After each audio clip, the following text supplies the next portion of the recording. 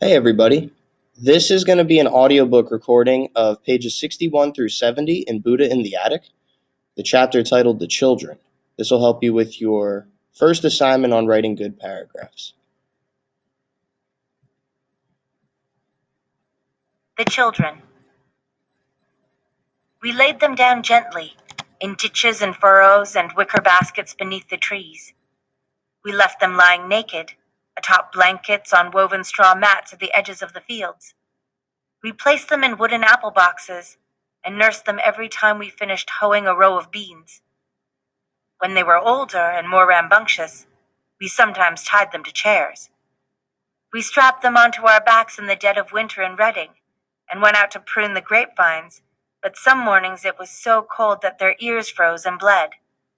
In early summer in Stockton, we left them in nearby gullies while we dug up and sacked onions and began picking the first plums.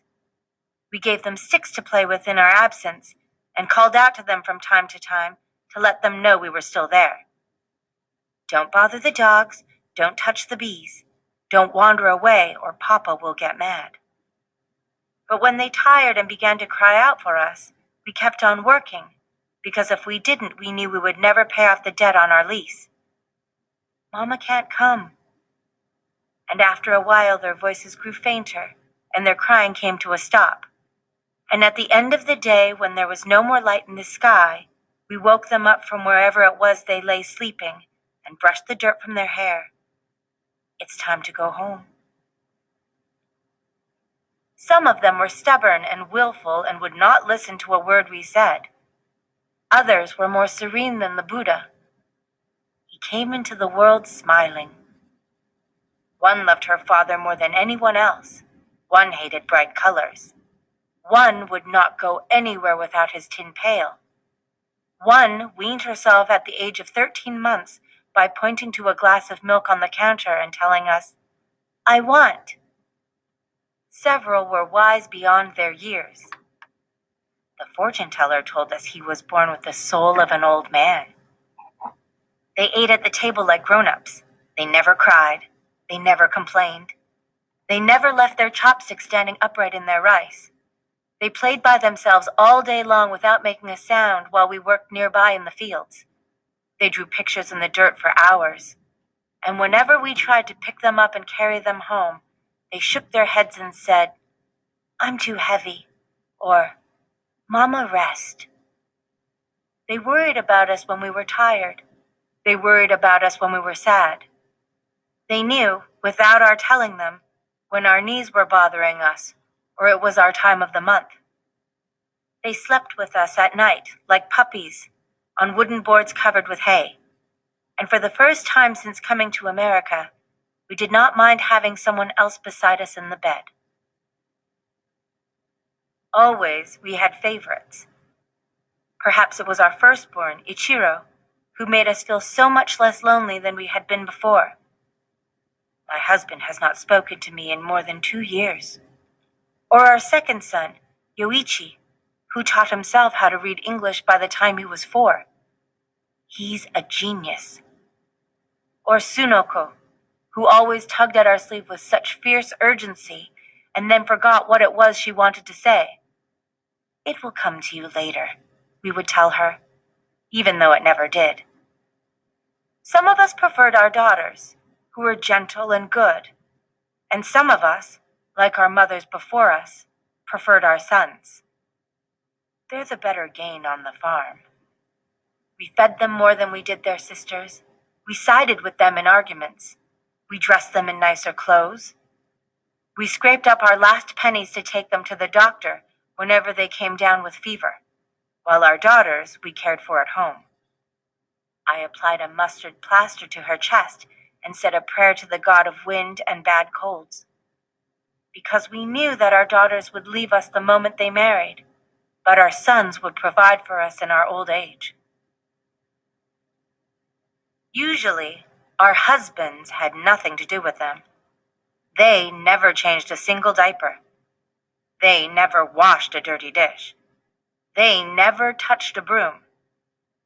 In the evening, no matter how tired we were when we came in from the fields, they sat down and read the paper while we cooked dinner for the children and stayed up washing and mending piles of clothes until late. They never let us go to sleep before them. They never let us rise after the sun. You'll set a bad example for the children. They never gave us even 5 minutes of rest. They were silent, weathered men who tramped in and out of the house in their muddy overalls, muttering to themselves about sucker growth, the price of green beans, how many crates of celery they thought we could pull this year from the fields. They rarely spoke to their children, or even seemed to remember their names. Tell number 3 boy not to slouch when he walks. And if things grew too noisy at the table, they clapped their hands and shouted out, "That's enough!" Their children, in turn, preferred not to speak to their fathers at all. Whenever one of them had something to say, it always went through us. Tell Papa I need a nickel. Tell Papa there's something wrong with one of the horses. Tell Papa he missed a spot shaving. Ask Papa how come he's so old. As soon as we could, we put them to work in the fields. They picked strawberries with us in San Martin. They picked peas with us in Los Osos. They crawled behind us through the vineyards of Houston and Del Rey as we cut down the raisin grapes and laid them out to dry on wooden trays in the sun. They hauled water. They cleared brush.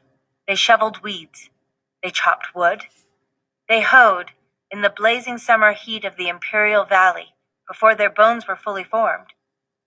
Some of them were slow-moving and dreamy and planted entire rows of cauliflower sprouts upside down by mistake. Others could sort tomatoes faster than the fastest of the hired help. Many complained. They had stomach aches, headaches. Their eyes were itching like crazy from the dust. Some of them pulled on their boots every morning without having to be told. One of them had a favorite pair of clippers, which he sharpened every evening in the barn after supper and would not let anyone else touch. One could not stop thinking about bugs. They're everywhere. One sat down one day in the middle of an onion patch and said she wished she'd never been born. And we wondered if we had done the right thing, bringing them into this world. Not once did we ever have the money to buy them a single toy. And yet they played for hours like calves in the fields. They made swords out of broken grape stakes and dueled to a draw beneath the trees. They made kites out of newspaper and balsa wood and tied knives to the strings and had dogfights on windy days in the sky. They made twist-up dolls out of wire and straw and did evil things to them with sharpened chopsticks in the woods. They played shadow cat shadow on moonlit nights in the orchards, just as we had back home in Japan. They played kick the can and mumblety peg and janken po. They had contests to see who could nail together the most packing crates the night before we went to market, and who could hang the longest from the walnut tree without letting go. They folded squares of paper into airplanes and birds and watched them fly away. They collected crow's nests and snake skins, beetle shells, acorns, rusty iron stakes from down by the tracks. They learned the names of the planets. They read each other's palms. Your lifeline is unusually short. They told each other's fortunes. One day, you will take a long journey on a train. They went out into the barn after supper with their kerosene lanterns and played Mama and Papa in the loft. Now slap your belly and make a sound like you're dying.